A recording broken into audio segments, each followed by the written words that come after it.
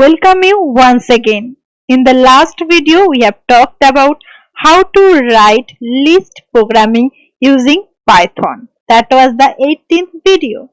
Today, we are going to talk about the later part of the list.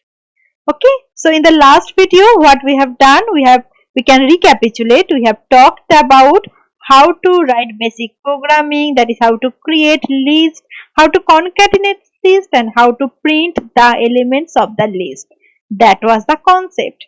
Today, in the part 2 video of the list, in this particular Python lecture series, we are going to talk about how to calculate the length of a list, how to calculate the maximum number from the list, how to get the minimum number of the list, and the summation of all numbers how we can get from the list. So that was the second part of this particular video, whose output you can check in the comment window. So what we can do, we can write a function cls and clear the comment window. Now we are going to run today's code. Here the first we are going to calculate the length of the list.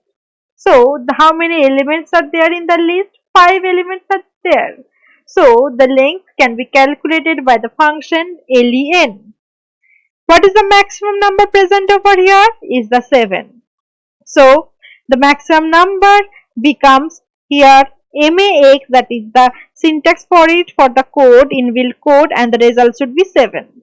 Minimum number, the minimum number is minus 9, right? So the min is the syntax and the result should be minus 9.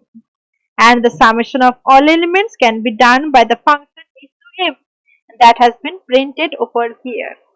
And this particular code is also saved in my desktop, and the code name is prog16.py.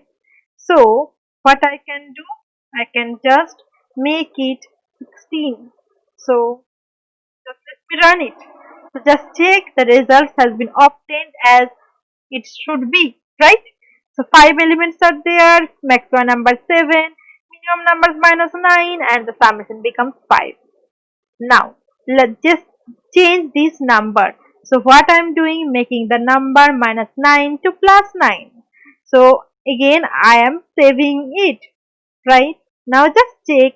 Now the length will be same, but the maximum number now becomes 9 and the minimum number now becomes 1, and the summation would have been changed. Now just run the code once again.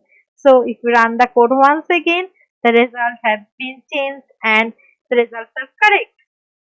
So I hope you like this particular video and happy studying.